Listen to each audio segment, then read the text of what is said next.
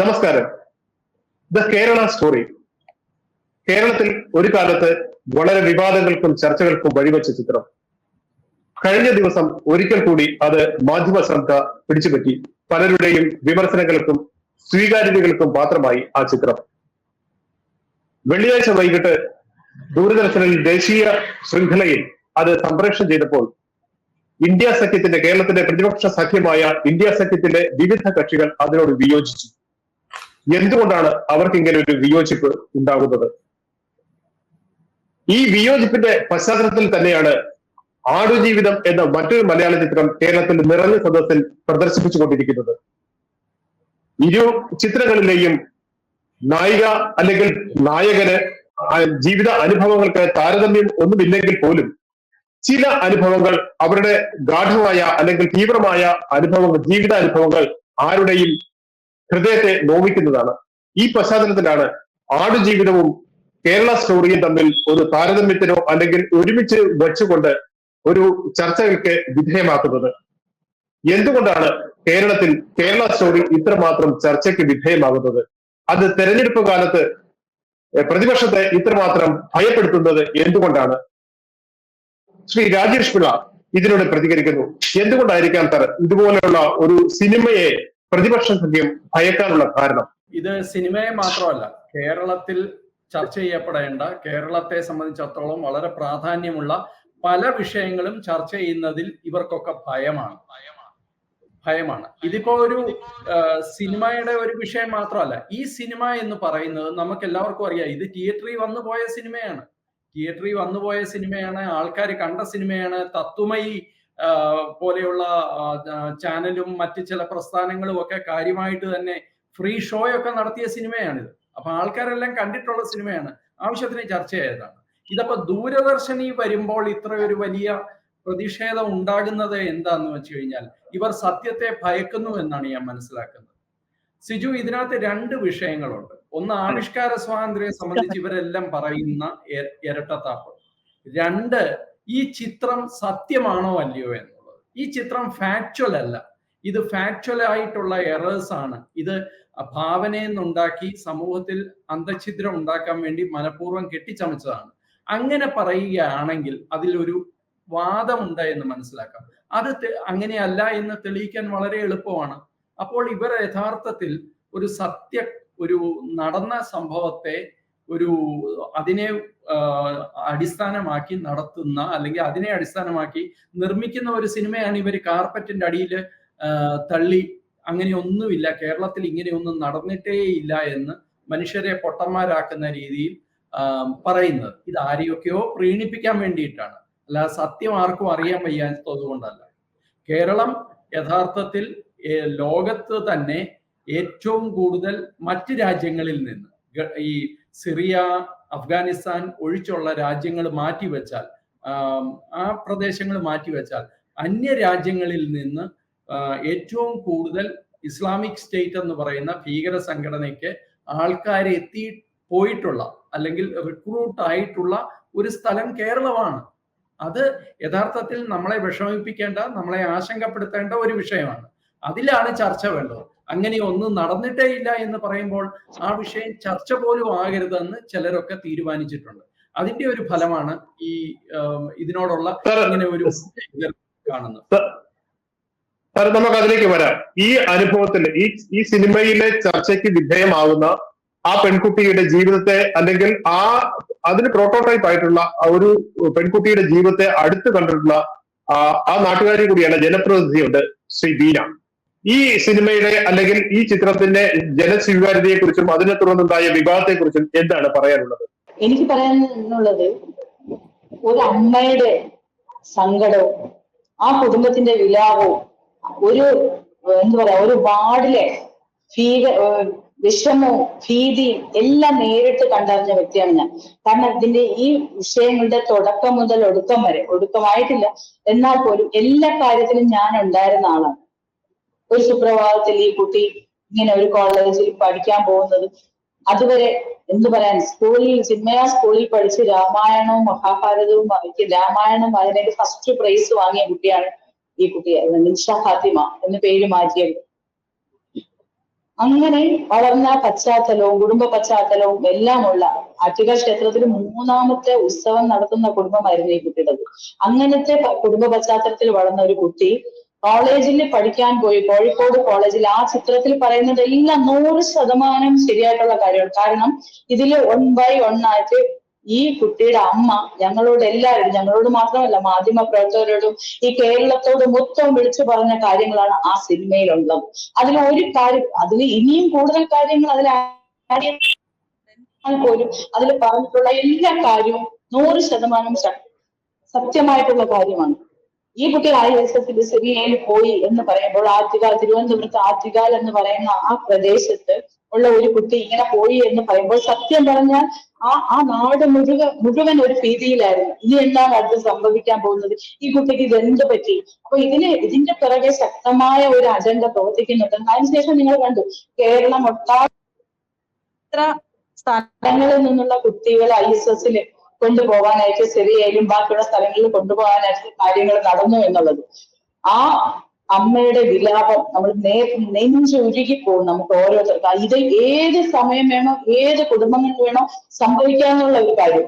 ആ ചിത്രത്തിലെ മുഖ്യ പ്രമേയമായി വരുന്നത് ISISന്റെയോ അല്ലെങ്കിൽ ആഗോള ഇസ്ലാമിക തീവ്രവാദമാണ് പ്രധാന വിഷയമായി വരുന്നത്.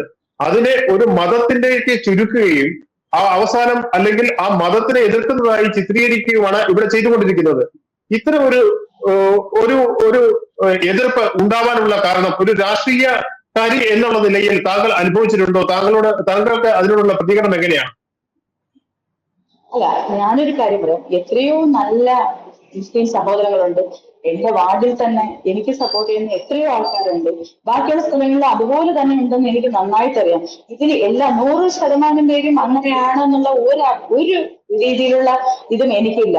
വളരെ കുറച്ച് ആൾക്കാർ അതൊരു പ്രത്യേക രാജ്യമാക്കണം എന്നാവശ്യപ്പെട്ടുകൊണ്ട് നടക്കുന്നതും അതിനു വേണ്ടിയിട്ട് ഇതിൽ നിന്ന് നമ്മളിലുള്ള ആൾക്കാരെ കൊണ്ടുപോകാൻ അതിനായിട്ട് ഏജൻസിനെ തയ്യാറാക്കി നിർത്തി ആ ഏജൻസിന് പൈസ കൊടുത്തുകൊണ്ട് ഒരു 10% ആൾക്കാർ ഇത് ഇങ്ങനെ പ്രവർത്തിക്കുന്നു എന്നുള്ളതേ ഉള്ളൂ. എന്നെ സംബന്ധിച്ച് ഈ മുസ്ലിം സഹോദരങ്ങളുടെ ഇടയിൽ നിന്ന് എനിക്കൊരു നെഗറ്റീവ് അനുഭവം ഇതുവരെ ഉണ്ടായിട്ടില്ല. പക്ഷെ ഒരു വിഭാഗം ആൾക്കാർ നമ്മുടെ കുഞ്ഞുങ്ങളെ ലക്ഷ്യമിട്ടുകൊണ്ട് ഈ രീതിയിൽ നീങ്ങുന്നുണ്ട് എന്നുള്ളത് 100% സത്യമായിട്ടുള്ള കാര്യം തന്നെയാണ്. ഒരു കാര്യം കൂടി ചോദിച്ചോളട്ടെ, ഇപ്പോൾ ഈ പറയുന്ന കുട്ടിയുടെ അവസ്ഥ എന്താണ്? വർത്തമാനകാലത്തിൽ എന്താണ് സ്ഥിതി എന്ന് പറയാൻ പറ്റുമോ? ഇപ്പോ ഞങ്ങൾക്ക് ഇപ്പോ ഒരു വർഷം 1.5 വർഷമായിട്ട് വലിയ കൂടുതൽ കാര്യങ്ങൾ അറിയില്ല. ഈ കുട്ടി ജയിലിലായിരുന്നു ഒരു സമയം. ഒരു 1.5-2 വർഷങ്ങൾക്ക് മുമ്പ് ഈ കുട്ടി അവിടെ ജയിലിലായിരുന്നു. അതിനുശേഷമാണ് അവിടെ അഫ്ഗാൻ ഭരണം വരികയും അതിനുശേഷം ഈ കുട്ടിയുടെ കാര്യം എന്തായി എന്ന് ആർക്കും അറിയും. ഓക്കെ, ലൈനിൽ തുടരുക. ശ്രീ രാജേഷ് പിള്ള, ഈ ആഗോള തീവ്രവാദം ഒരു യാഥാർത്ഥ്യമായി നിൽക്കെ കേരളത്തിൽ അങ്ങനെ ഒരു അല്ലെങ്കിൽ ഇന്ത്യയിൽ ഇങ്ങനെ ഒരു ചിത്രം ഉണ്ടാകുമ്പോൾ ഇതിൽ നിന്ന് ഒരു മതത്തിലേക്ക് ഒതുക്കുന്നത് എന്ത് തരം രാഷ്ട്രീയ പ്രവർത്തനമാണ്? ഇല്ല, അത് അല്പം കോംപ്ലിക്കേറ്റഡ് ആണ് സിജു. അത് എന്താണെന്ന് വെച്ച് കഴിഞ്ഞാൽ ഇങ്ങനെ ഒരു നരേറ്റീവ് സൃഷ്ടിച്ചാൽ മാത്രമേ അവർക്ക് വലിയ തോതിൽ പിന്തുണ ലഭിക്കുകയുള്ളൂ എന്ന് അവർ കരുതുന്നുണ്ട്. അതായത് യഥാർത്ഥത്തിൽ ഇസ്ലാമിക് സ്റ്റേറ്റിലേക്ക് കേരളത്തിൽ നിന്ന് മലയാളികൾ പോയതും അവിടെ പോയിട്ട് പലരും അമേരിക്കക്കാരനോട് യുദ്ധം ചെയ്ത് നമ്മളുമായി യാതൊരു ബന്ധവും ഇല്ലാത്ത ഒരു ഭൂപ്രദേശത്ത് നമ്മളുടെ രാജ്യവുമായി യാതൊരു ബന്ധവും ഇല്ലാത്ത ഒരു വിഷയത്തിൽ ഉള്ള യുദ്ധത്തിലാണ് ഇവരെല്ലാം മരിച്ചു വീഴുന്നതെന്ന് ഓർക്കണം. അപ്പോ ഇങ്ങനെയൊക്കെ ചെയ്യുന്ന ആൾക്കാർക്ക് ഇവിടെ യഥാർത്ഥത്തിൽ കേരളത്തിലെ മുസ്ലിം സമൂഹത്തിന്റെ മുഴുവൻ പിന്തുണയുണ്ട് എന്ന് വരുത്തി തീർക്കാനാണ് ഈ തീവ്രവാദികൾ ശ്രമിക്കുന്നത്. അതുകൊണ്ട് തന്നെയാണ് ഇവർ ഇതിനെ എതിർക്കുന്നത്. ഈ എതിർപ്പ് യഥാർത്ഥത്തിൽ മുസ്ലിം സമൂഹത്തിന്റെ മുഴുവനായിട്ടുള്ളതാണ് എന്ന് വരുത്തി തീർക്കണം. അതിനു വേണ്ടിയിട്ടുള്ള ഒരു ശ്രമമാണ് നടക്കുന്നത്. അങ്ങനെ ഒരു നരേറ്റീവ് സൃഷ്ടിച്ചാൽ മാത്രമേ ഇവർക്ക് സപ്പോർട്ട് കിട്ടുള്ളൂ. അല്ലെങ്കിൽ ഇവർ മുസ്ലിം സമൂഹത്തിലെന്ന് മാത്രമല്ല കേരളീയ സമൂഹത്തിൽ തന്നെ വളരെ ചെറിയൊരു ന്യൂനപക്ഷം മാത്രമാണ്. പക്ഷെ ഇവർ BJP ഇതിനെ പ്രൊമോട്ട് ചെയ്യുന്നു, അല്ലെങ്കിൽ RSS ഇതിനെ പ്രൊമോട്ട് ചെയ്യുന്നു, ഹിന്ദുത്വവാദികൾ പ്രൊമോട്ട് ചെയ്യുന്നു എന്നൊക്കെ പറഞ്ഞ് ഇതിനെ ഒരു മതസംഘർഷമാക്കി മാറ്റുകയാണ്. യഥാർത്ഥത്തിൽ ഇസ്ലാമിക ഭീകര സംഘടനകൾ പലതിനെയും നമ്മൾ കണ്ടിട്ടുണ്ട്.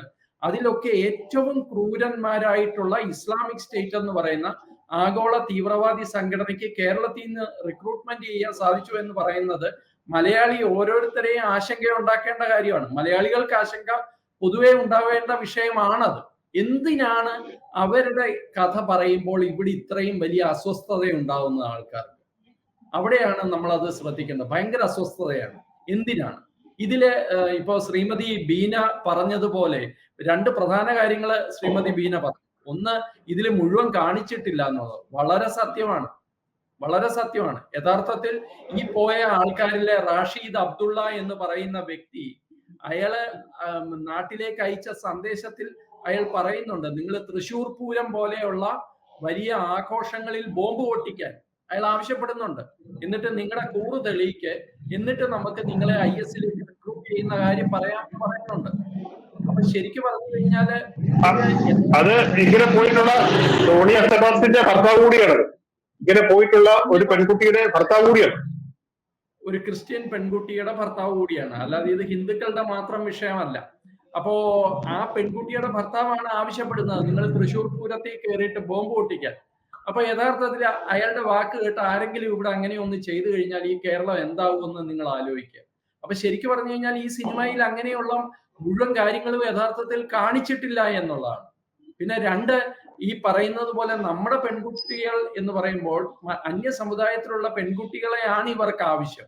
എന്തുകൊണ്ട് മുസ്ലിം കുട്ടികളെ കൊണ്ടുപോകുന്നില്ല എന്നുള്ള ഒരു വിഷയമുണ്ട്. അവരെ കാരണം ഈ കൊണ്ടുപോകുന്നത് ലൈംഗിക അടിമകളാക്കാൻ വേണ്ടിയിട്ടാണ്. 36,000 പെൺകുട്ടികൾ പോയി എന്നുള്ളത് വലിയ വിവാദമാക്കി കള്ളത്തരം ഈ സിനിമയിൽ പറഞ്ഞു എന്ന് വന്നു. യഥാർത്ഥത്തിൽ UN-ന്റെ റിപ്പോർട്ട് അനുസരിച്ച് ഏതാണ്ട് 32,000 33,000 പെൺകുട്ടികൾ ലോകത്തിന്റെ വിവിധ ഭാഗങ്ങളിൽ നിന്ന് IS-ന്റെ തടവറകളിൽ ഉണ്ടായിരുന്നു ഒരു സമയത്ത്. ഇതൊന്നും ചുമ്മാതെ പറയുന്നതല്ല.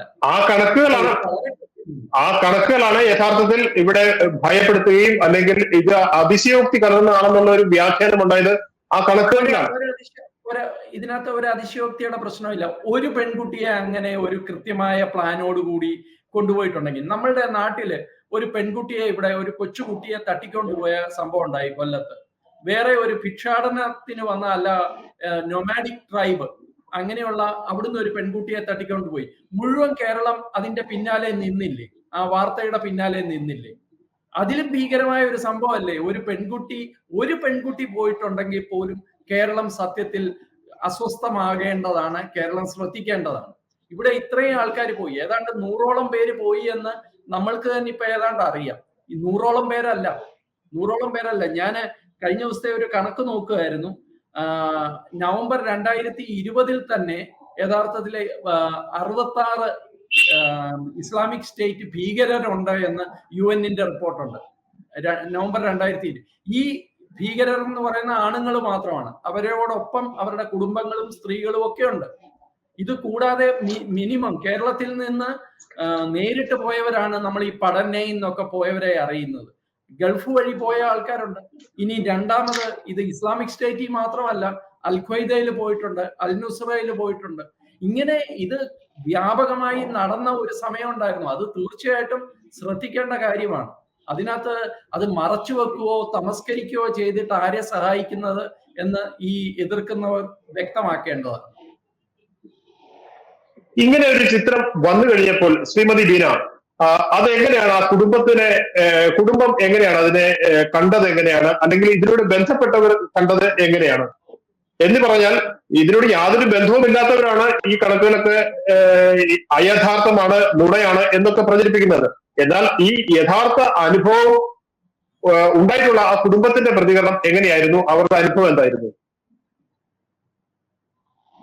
അവരുടെ അനുഭവം എന്ന് പറഞ്ഞാൽ അവർ പറഞ്ഞു കൊടുത്ത, അവരനുഭവിച്ച ആ കാര്യങ്ങളാണ് ആ ചിത്രത്തിൽ വന്നിരിക്കുന്നത്. അവര് എന്തൊക്കെ യാതനകളിൽ കൂടെയാണ് അവർ കടന്നുപോയതെന്ന് വ്യക്തമായി തന്നെ അവർ പറഞ്ഞിരുന്നു. ഈ കാര്യങ്ങളെല്ലാം തന്നെ അതിൽ വന്നിട്ടില്ല എന്നാണ് അവർ പറഞ്ഞത്.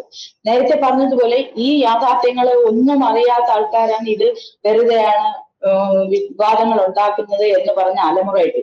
പക്ഷെ നമ്മൾ യഥാർത്ഥ കാര്യങ്ങളിലോട്ട് കടക്കുമ്പോൾ നമ്മൾ ഈ പറഞ്ഞതിൽ നിന്നും, ഈ ചിത്രത്തിൽ പറഞ്ഞതിൽ നിന്നും വളരെ കൂടുതലാണ് കണക്കുകൾ.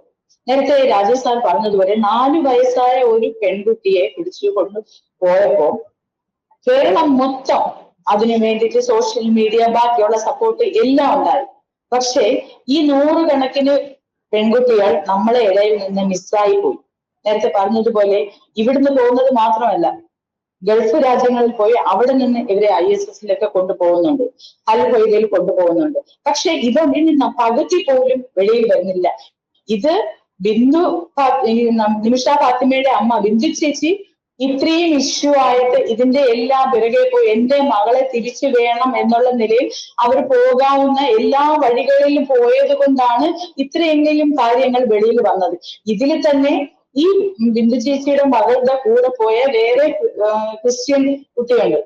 അവരുടെ അമ്മയെയും അച്ഛനും ഒക്കെ പറഞ്ഞ് ഞങ്ങൾക്ക് കൂടുതൽ ഇതുപോലെ സംസാരിക്കാനും ഇതുപോലെ പോകാനും ഞങ്ങൾക്ക് കഴിയുന്നില്ല, ഞങ്ങൾക്ക് അത് ബുദ്ധിമുട്ടാണ്. ഒന്ന്, മകൾ പോയ വിഷമം.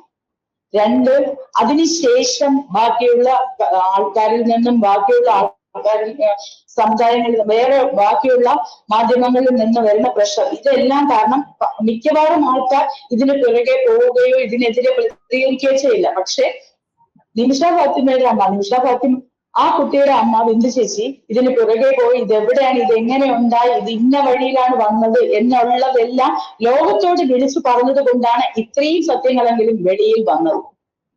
പക്ഷെ ആ സത്യങ്ങളെ അംഗീകരിക്കാൻ ഇതിനെ സപ്പോർട്ട് ചെയ്യുന്ന തീവ്രവാദികൾ തയ്യാറാകുന്നില്ല. അപ്പൊ ഇത് ഈ പറയുന്നതിൽ കൂടുതലാണ് സത്യം എന്ന് BJP RSS സംഘടനകൾ, അത് ഹിന്ദു കുട്ടികളെ മാത്രം ഉദ്ദേശിച്ചല്ല, ക്രിസ്ത്യൻ കുട്ടികളും അതിൽ വരുന്നുണ്ട്. നേരത്തെ രാജീവ് സാർ പറഞ്ഞതുപോലെ എന്തുകൊണ്ട് മുസ്ലിം കുട്ടികളെ അവർ കൊണ്ടുപോകുന്നില്ല? ഹിന്ദു കുട്ടികളെയും ക്രിസ്ത്യൻ കുട്ടികളെയും മാത്രം ലക്ഷ്യമിട്ടുകൊണ്ട് ഇങ്ങനെ പ്രവർത്തിക്കുമ്പോൾ ഇതാരാണ് ഇതിനെതിരെ പ്രതികരിക്കാനുള്ളത്? സമൂഹ മനസാക്ഷിയുള്ള ജനങ്ങളാണ് ഇതിനെതിരെ പ്രതികരിക്കാനുള്ളത്. ആ ഒരു പ്രതികരണത്തിന്റെ ഒരു ഏടാണ് കേരള സ്റ്റോറിയിൽ കൂടെ നമ്മൾ കണ്ടത്. അത് കേരള സ്റ്റോറി സിനിമയായി വന്നപ്പോ അതിനെതിരെയുള്ള പ്രതിഷേധം നിങ്ങൾ കണ്ടതാണ്. എന്തിനായിരുന്നു ഈ പ്രതിഷേധം? നമ്മുടെ വീട്ടിലെ ഒരു കുട്ടിക്കാണ് ഈ അവസ്ഥ വന്നിരുന്നതെങ്കിൽ ഈ രീതിയിലുള്ള ഒരു സപ്പോർട്ട് നമ്മൾ ഈ തീവ്രവാദികൾക്ക് കൊടുക്കുമായിരുന്നു. അവരവരുടെ വീടുകളിൽ ഈ അവസ്ഥ വരുമ്പോൾ മാത്രം പ്രതികരിച്ചാൽ മതി എന്നുള്ള മലയാളികളുടെ നിലപാടാണ് നമ്മൾ ഇവിടെ കാണുന്നത്. ഈ തീവ്രവാദത്തെ മതത്തിലേക്ക് ചുരുക്കുകയാണ് ഇവിടെ എല്ലാം ചെയ്യുന്നത്. അതിനെ ആ രീതി കാണുമ്പോൾ അതിനേക്കാളും വലിയ ഒരു പ്രതലത്തിലേക്ക് വരികയും അതിനെ വിശാലമായി എല്ലാവരും തീവ്രവാദികളാണെന്ന് എന്നുള്ള ഒരു നറേറ്റീവിലേക്ക് കൊണ്ടുവരികയും ചെയ്യുന്നു. അത് തന്നെ ഇതിനെ തമസ്കരിക്കലാണ്, ഏത് ചെയ്തിരിക്കുന്ന കുറ്റങ്ങളെ തമസ്കരിക്കലാണ് ഇങ്ങനെ ചെയ്യുന്നത്. ഈ പ്രത്യേകമായിട്ടുള്ള ഈ നറേറ്റീവുകളെ കുറിച്ച് സാർ മുമ്പേ കുറച്ചു മുമ്പ് സൂചിപ്പിക്കുകയുണ്ടായി. ഇത് തന്നെയാണ് ഇപ്പോൾ ഇതൊന്നും കേരളത്തിൽ സംഭവിക്കില്ല, അല്ലെ നമ്മുടെ ഇതൊന്നും ബാധിക്കുന്നല്ല, ഇതല്ല കേരളം അതൊന്നും അതിനൊക്കെ അതിജീവിച്ചവരാണ് എന്നൊക്കെയുള്ള ചില നറേറ്റീവ് വരുമ്പോ ആ കാലഘട്ടത്തിൽ തന്നെയാണ് ഇതാ ഇപ്പൊ നാം ഇത് സംസാരിച്ചുകൊണ്ടിരിക്കുമ്പോൾ അല്ലെങ്കിൽ ഇന്നലെ ആ ചിത്രം പ്രദർശിപ്പിച്ചുകൊണ്ടിരിക്കുമ്പോഴാണ് ഒരു ആൾക്കൂട്ട വിചാരണയ്ക്ക് വിധേയനായി ഒരാൾ കൊല്ലപ്പെടുന്നത്. മലയാളികളുടെ ആൾക്കൂട്ട വിചാരണയ്ക്ക് വിധേയനായി ഒരാൾ കൂടി കൊല്ലപ്പെടും, അങ്ങനെ തന്നെ പറയണം, ഒരാൾ കൂടി കൊല്ലപ്പെട്ടു. ഒപ്പം തന്നെ ഒരു അതിജീവിതയെ പിന്തുണച്ചു എന്നുള്ള കാരണത്താൽ ഒരു സർക്കാർ ഉദ്യോഗസ്ഥയ്ക്ക് സത്യാഗ്രഹം എടുക്കേണ്ടി വരുന്നു. ഇതൊക്കെ കേരളത്തിൽ നടക്കുകയാണ് ഇതേ സമയത്ത് തന്നെ. ഇതിനെയൊക്കെ കൂടി ഇതിനോട് കൂട്ടി വായിക്കേണ്ടതുണ്ട്. നമ്മൾ ആടുജീവിതത്തെ കുറിച്ച് പറയുന്നു. ആടുജീവിതത്തിലെ നായകനായ നജീബിന്റെ കഥ ഗൾഫിൽ പ്രദർശിപ്പിക്കാൻ അനുമതിയില്ല. അതിനെപ്പറ്റി ഈ കേരളം സംസാരിക്കുന്നതേ ഇല്ല. ഒപ്പം തന്നെ കേരളത്തിൽ നടന്ന റിയൽ ആയിട്ടുള്ള സംഭവങ്ങളെ കേരളം തമസ്കരിക്കുകയും ചെയ്തു. ഇത്തരം ഒരു നറേറ്റീവ് എന്തിനാണ്? അല്ലെങ്കിൽ സത്യത്തെ അംഗീകരിക്കാതിരിക്കാൻ ഒരു മലയാളിയുടെ സ്വഭാവമായി മാറുന്നുണ്ടോ? പറയാത്ത വിഷയങ്ങളാണ് കൂടുതൽ. ഇപ്പൊ ആടുജീവിതം ഗൾഫിൽ നിരോധിച്ചത് പറയത്തില്ല. ഹമാസിന്റെ മിസൈല് കൊണ്ട് ഒരു പാവപ്പെട്ട ഒരു നിരപരാധിയായ ഒരു മലയാളി കൊല്ലപ്പെട്ടാൽ അതിനെക്കുറിച്ച് സംസാരിക്കത്തില്ല. ഇങ്ങനെ നിരവധി ജോസഫ് മാഷിന്റെ കൈവെട്ടിയതിനെ കുറിച്ച് സംസാരിക്കത്തില്ല. അപ്പൊ ഇതൊന്നും കേരളത്തിൽ നടന്നിട്ടില്ല എന്നാ പറയുന്നത്. കേരളത്തിൽ നമ്മൾ തന്നെ ഇവിടെ എത്ര ചർച്ച ചെയ്തിട്ടുണ്ട്. ഈ സിവിൽ സ്റ്റേഷനുകൾ, 2 സിവിൽ സ്റ്റേഷനുകളിലാണ് ബോംബ് പൊട്ടിയത് കേരളത്തിൽ. ആരെങ്കിലും ചർച്ച ചെയ്തിട്ടുണ്ടോ? തീവ്രവാദികളാണ്, ഇസ്ലാമിക തീവ്രവാദികളാണ്, തമിഴ്നാട്ടിൽ നിന്ന് വന്നവരാണ്. ഇവിടെ എത്ര പേർക്ക് അതിനെക്കുറിച്ച് അറിയാമെന്ന് പോലും എനിക്കറിയില്ല. അപ്പോ സംസാരിക്കാത്ത വിഷയങ്ങളാണ് കൂടുതൽ സംസാരിക്കുന്ന വിഷയം. ഇവരാണ് അജണ്ട സെറ്റ് ചെയ്യുന്നത്, എന്തൊക്കെ ഡിസ്കസ് ചെയ്യണം, എന്തൊക്കെ ഡിസ്കസ് ചെയ്യാൻ പാടില്ല. അതിന് അസ്വസ്ഥത ഉണ്ടാകുമ്പോഴാണ്, അല്ലെങ്കിൽ അതിനൊരു മാറ്റം ഉണ്ടാകുമ്പോഴാണ് ഇത്രയും വലിയ അസ്വസ്ഥത ആൾക്കാർ പ്രകടിപ്പിക്കുന്നത്. സിനിമയാണ്, ആ സിനിമ നടന്ന സംഭവമാണ്, അതിന്റെ അടിസ്ഥാനത്തിൽ ഉണ്ടാക്കപ്പെട്ട സിനിമയാണ്. അത് തെറ്റാണെങ്കിൽ കോടതിയിൽ പോകാമല്ലോ. ഇത് തെറ്റാണ്, ഇത് അസത്യമാണ്, ഇങ്ങനൊന്നും നടന്നിട്ടില്ല, ഇത് വെറുതെ നാട്ടിലെ പ്രശ്നം ഉണ്ടാക്കാൻ വേണ്ടി കൊടുക്കുകയാണ്. ഇനി സംസാരിക്കാത്ത അല്ലെങ്കിൽ ചർച്ച ചെയ്യാത്ത മറ്റൊരു വിഷയം മുദ്രാവാക്യങ്ങളാണ്. ഈ കേരളത്തിൽ അവലും മലരിന്റെ മുദ്രാവാക്യം കേരളത്തിലല്ലേ ഉണ്ടായേ? അതും ഒരു മനുഷ്യനെ പച്ചയ്ക്ക് രാവിലെ വെട്ടിക്കൊന്നിട്ട് ഏതാനും 2-3 മാസങ്ങൾ കഴിയുമ്പോൾ അതേ നാട്ടിലാണ് ഒരു കൊച്ചുകുട്ടിയെ കൊണ്ട് മുദ്രാവാക്യം വിളിപ്പിച്ചത്. വേറൊരിടത്ത് മുദ്രാവാക്യം വിളിച്ചു അമ്പലത്തിന്റെ നടയില് വൈകുന്നേരം കെട്ടിത്തൂക്കിയിടുവെന്ന്.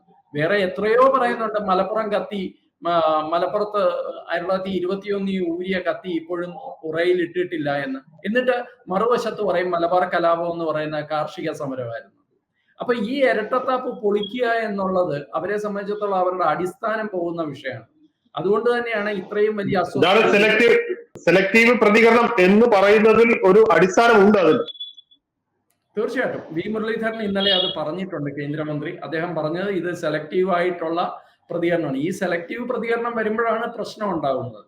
ഇത് വലിയൊരു പൊട്ടിത്തെറി. ഇത് തന്നെയാണ് ശ്രീലങ്കയെ സംഭവിച്ചത്. ഞാനിത് അത് മാത്രം ഒന്ന് ചുരുക്കി പറയാം. ഇത് തന്നെയാണ് ശ്രീലങ്കയെ സംഭവിച്ചത്. ശ്രീലങ്കയിലെ രാഷ്ട്രീയക്കാരും 4-5 വോട്ടിന് വേണ്ടി, വോട്ട് ബാങ്കിന് വേണ്ടി ഒരു വിഭാഗത്തെ പ്രീണിപ്പിച്ചുകൊണ്ടിരുന്നു. അവർ യഥാർത്ഥത്തിൽ ഗവൺമെന്റുമായിട്ട് ചേർന്നുകൊണ്ട് നിന്ന ആൾക്കാർ തന്നെയാണ് അവിടുത്തെ ബോംബ് സ്ഫോടനത്തിൽ ഈസ്റ്റർ ദിവസം നിരപരാധികളായ കുറെ ക്രിസ്ത്യൻ സഹോദരന്മാരും സഹോദരിമാരും പള്ളിയിൽ പോയപ്പോൾ അത്രയും പേരെ കൊന്നത്. എത്ര പേരെയാണ് കൊന്നത്?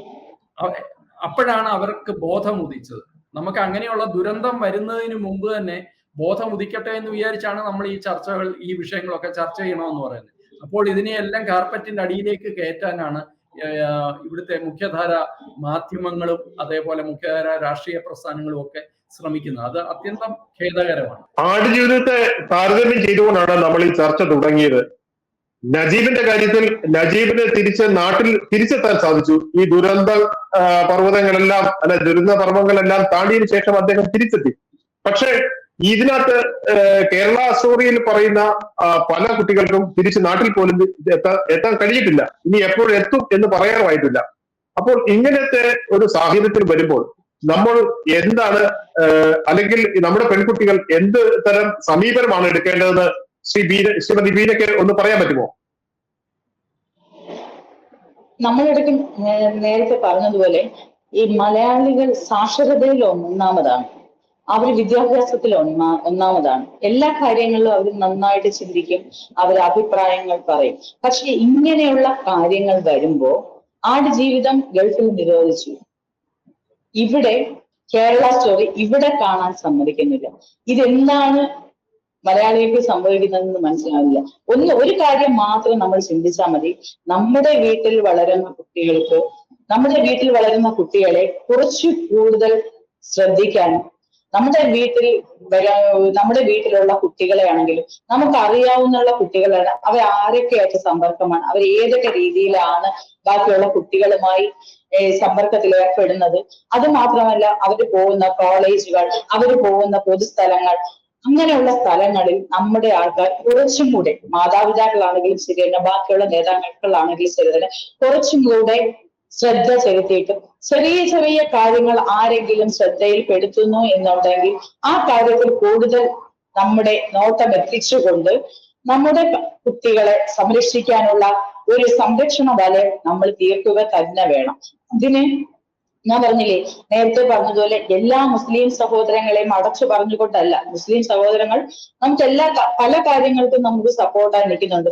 ഒരു തീവ്രവാദ മേഖലയിൽ പ്രവർത്തിക്കുന്ന കുറച്ചു പേർ നമ്മുടെ മൊത്തം കുട്ടികളെയും ഈ രീതിയിൽ കൊണ്ടുവരണം, അല്ലെങ്കിൽ ആ രീതിയിൽ കൊണ്ടുവന്നുകൊണ്ട് കേരളത്തിനെ നശിപ്പിക്കണം എന്ന രീതിയിലുള്ള പ്രവർത്തനങ്ങൾ നടത്തുന്നുണ്ട്. അപ്പോ നമ്മുടെ സമൂഹം തന്നെ അതിൽ വളരെ നല്ല രീതിയിൽ, അത് മതപരമായിട്ടാണെങ്കിലും ശരി തന്നെ, ആത്മീയപരമായിട്ട്, ബാക്കിയുള്ള കാര്യങ്ങളിൽ കുട്ടികൾക്ക് പറഞ്ഞു കൊടുത്തുകൊണ്ട് എന്താണ് നല്ലത്, എന്താണ് തെറ്റ്, എന്താണ് ശരി എന്ന് കുട്ടികൾ വ്യക്തമായി മനസ്സിലാക്കിക്കൊണ്ട് അവരുടെ വിദ്യാഭ്യാസം പൂർത്തിയാക്കുക.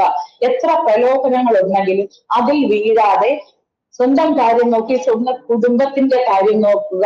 അത് മാത്രമല്ല സമൂഹത്തോടുള്ള ഒരു പ്രതിബദ്ധി. ഇപ്പൊ പറഞ്ഞത് RSS ചെയ്യുന്നത് എന്താണ്?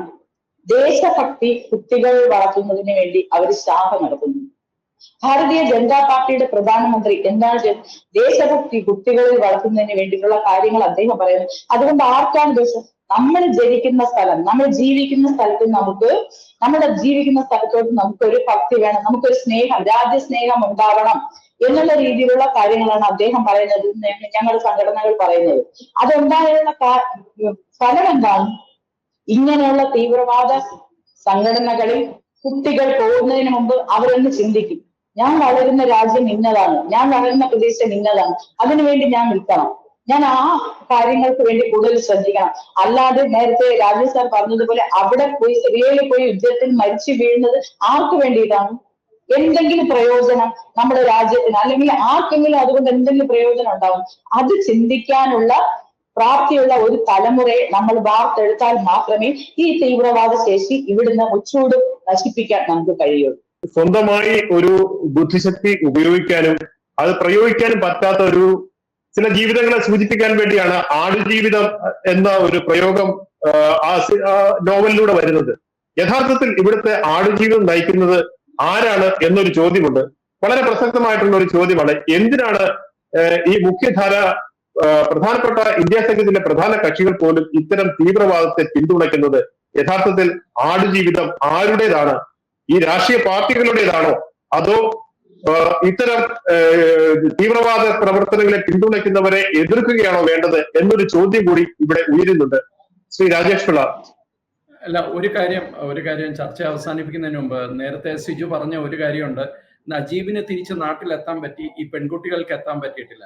ആ ഒരു വിഷയത്തിൽ നജീബും ഈ പെൺകുട്ടികളുമായി ഒരു തരത്തിലുള്ള കമ്പാരിസണും പറ്റാത്ത കാര്യമാണ്. കാരണം എന്ന് വെച്ച് കഴിഞ്ഞാൽ ഇവരെ സംബന്ധിച്ചിടത്തോളം നജീബ് ജീവിതം കരുപ്പിടിപ്പിക്കാൻ, ഇവിടുത്തെ പട്ടിണി മാറ്റാൻ, സ്വന്തം കുടുംബം നോക്കാൻ വേണ്ടി പോയ ആളാണ്. അദ്ദേഹത്തിന് തിരിച്ച് നമ്മുടെ നാട്ടിലേക്ക് വരുന്നതിന് യാതൊരു ബുദ്ധിമുട്ടുമില്ല. പക്ഷെ ഇവരെ സംബന്ധിച്ചിടത്തോളം അങ്ങനെയല്ല. ഇവർ ഈ രാജ്യത്തിനെ ഉപേക്ഷിച്ച് മറ്റൊരു രാജ്യത്തിന് വേണ്ടി, മറ്റൊരു മത തീവ്ര സംഘടനയ്ക്ക് വേണ്ടി മറ്റൊരു രാജ്യങ്ങളോട് യുദ്ധം ചെയ്യാൻ പോയ ആൾക്കാരാണ്. അപ്പൊ തീർച്ചയായിട്ടും അത് തമ്മിലുള്ള ഒരു വ്യത്യാസം, അതുകൊണ്ട് അവര് തിരിച്ചു വരുന്നതിനെ സംബന്ധിച്ച് അങ്ങനെ ഒരു വിഷയം കൂടി എടുത്തു പറയണം, അല്ലെങ്കിൽ ഒരു കമ്പാരിസൺ ആയിപ്പോ, അതുകൊണ്ട് ചൂണ്ടിക്കാണിച്ചത്. തീർച്ചയായിട്ടും ഞാൻ ഉദ്ദേശിച്ചത് അവരുടെ ജീവിത അനുഭവങ്ങളുടെ ഒരു സമാനതകളാണ്. ഇപ്പൊ നമ്മൾ ആ ചിത്രം കാണുമ്പോൾ തന്നെ അറിയാം, ആടുജീവിതത്തിലും ഇവരുടെ ഒരു വലിയ കഷ്ടകാലത്തിന്റെ വലിയൊരു മരുഭൂമി താണ്ടിയിട്ടാണ് ഇവർ രക്ഷപ്പെടുന്നത്.